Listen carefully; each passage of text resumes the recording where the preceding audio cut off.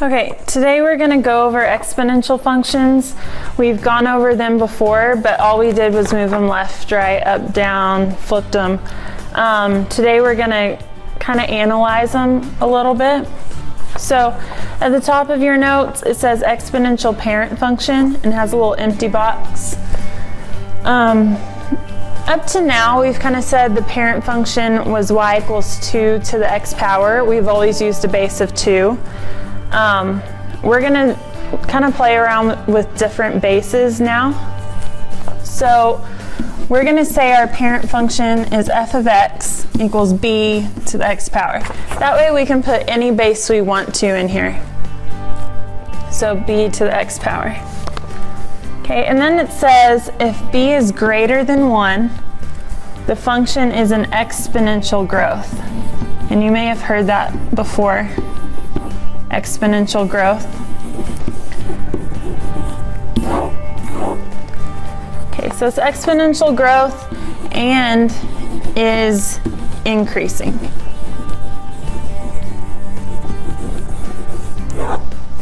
Okay, so if your base is greater than 1, you're going to have an exponential growth function that's increasing. And that's really what we've done up to now. It looks like this. So from left to right, my curve is increasing. That's what exponential growth is. Now, we're going to start seeing exponential decay problems where it's decreasing. And that happens when your base is less than 1. So if your base is less than 1, it's exponential decay.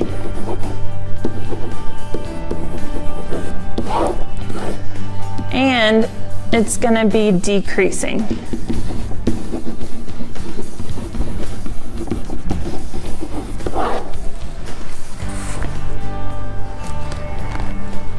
Okay, so your graph, instead of increasing on that curve, it's going to come down from left to right. Now, you can see on either one of these, my y-intercept is still the same. At the point 0, 1, okay, they both go through that point, 0, 1. Okay, and it's because no matter what your base is, like let's say I have a base of negative 5,412, and I take it to the 0 power, it's always going to equal 1, no matter what. So that's why it doesn't matter if you flip it over the y-axis, which we haven't done before. If you flip it this way, you're still going to have that point 0, 1. All right, the next part is your asymptote.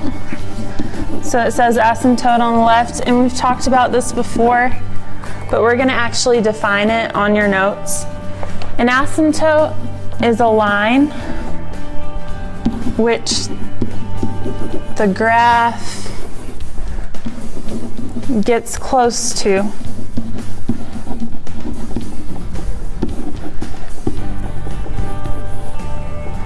but never crosses. So it's more of a boundary line. Okay, your asymptote is a line which the graph gets close to but never crosses.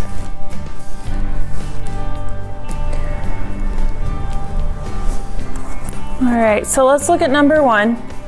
Okay, it says classify as an exponential growth or decay graph, then identify the key characteristics. All right, so on number 1, we have y equals 2 to the x power. Okay, so look at your base. Is this going to be exponential growth or exponential decay? Okay. And since my base is greater than 1, this is going to be exponential growth. So you know you're going to have a graph where the line is increasing. And this graph should be pretty familiar to you guys because this is the one we've been doing for the parent function this whole time. But let's go ahead and make a table on the left side. Okay, so draw up your table. I want some negative numbers and some positive numbers so I know what's going on. So ask yourself, okay, when x is -2, what's my y? And we're going to plug that in. So 2 to the -2 power. Okay, now remember, negative exponents will flip. Okay, it doesn't make the number negative, it just means it's going to flip. It's going to do the reciprocal. So this would be 1 over 2 squared. Okay, it's just going to flip it. 2 squared is 4, so my y would be 1 over 4. Okay, 2 to the -1 power. That negative exponent will flip it, so it'll be 1 over 2. 2 to the 0 power will give you 1. Anything to the 0 power is 1. And 2 to the first power is 2. 2 squared is 4. So make sure you have your table filled out on the left side. Now we're going to graph it. So plot these points the best you can. -2 1/4 is going to be really close to that x-axis. -2 1/2. It's a little easier to plot. 0 1, 1 2, and 2 4.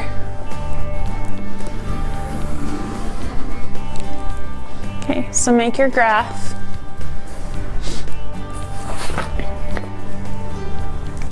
Okay, we're going to answer some questions about it on the right side of that graph. The first question it asked is, what is the domain? Okay, and remember, domain is all of your x values. So we're talking about your x-axis goes from the left to the right. And this graph goes to the left for forever, and then to the right for forever. So our domain is -infinity to +infinity. Okay, or you could say all real numbers. Okay, either one. Your range is your y values. Okay, so your y-axis goes from the bottom to the top. So you want to go from the lowest point to the highest point. And my lowest point is 0. Now, it doesn't actually touch 0, but it gets really close to it. So we want to put a parentheses by the 0, kind of saying like that's our boundary. And then it goes up for forever and ever. So 0 to infinity.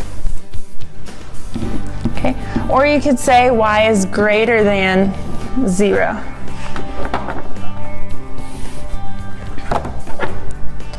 Y is greater than 0.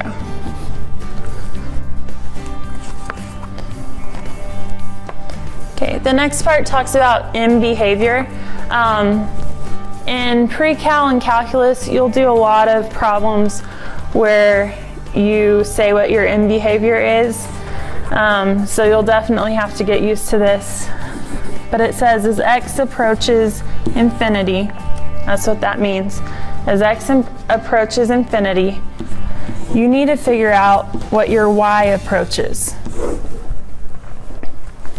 Okay, so what this means is as x gets bigger, as you get towards those bigger numbers on the x value, it wants to know what does your y do when that happens. So as my x gets bigger and bigger and bigger, my y gets bigger and bigger. Okay, so we say that y approaches positive infinity.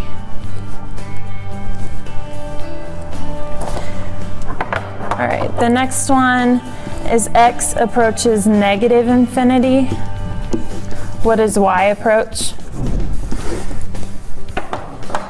Okay, negative infinity on this x-axis is going to be to the left, right? It's our smaller numbers. So as my x gets smaller, what does my y do? As my x gets smaller on this graph, my y gets closer and closer to 0. So that's what I'll put in that blank.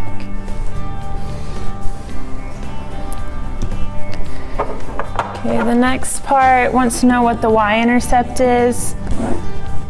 Okay, my y-intercept for this graph, it crosses at the point 0, 1.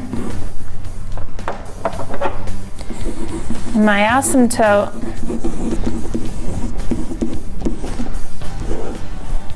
is going to be y equals 0. Okay. You can't just put 0 because that's just talking about a point. We want to put y equals 0, so it talks about that entire horizontal line.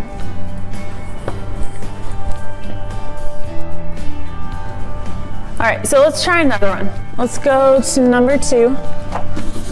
Number 2 is really similar. The only difference is we have a base of 3 this time.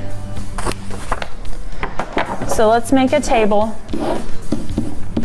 We want some negative values and some positive values. So on your x, we want -2, -1, 0, 1, 2. Okay. And when my x is -2, 3 to the -2 power would be 1/9. Okay, that negative will flip it.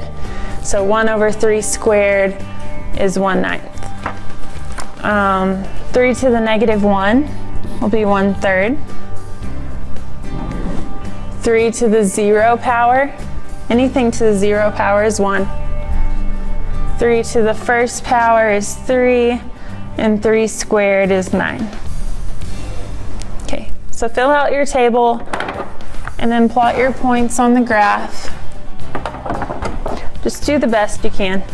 -2, 1/9 is going to be really hard to plot.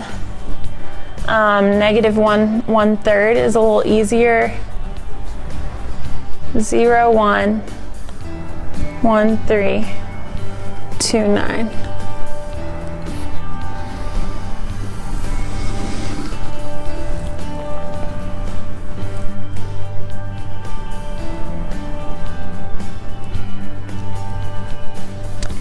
Okay, so it looks very, very similar to the last graph we did. The difference is that this graph is steeper because we're going up by a factor of 3 instead of just 2 like the last base. Okay, so domain, your domain here would be all real numbers. It goes to the left for forever and to the right for forever. So -infinity to +infinity, or all real numbers. Okay, your range, lowest to the highest. So it goes from 0 to infinity. Or you could say y is greater than 0.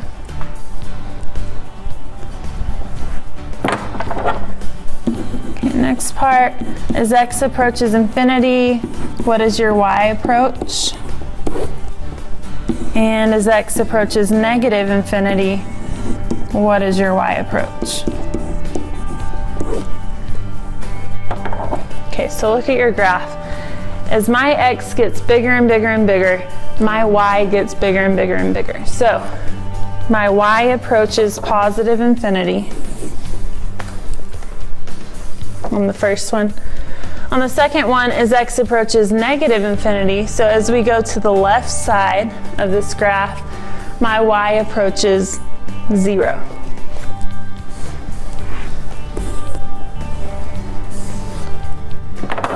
Okay, and then my y-intercept would be 0, 1. And my asymptote is going to be y equals 0.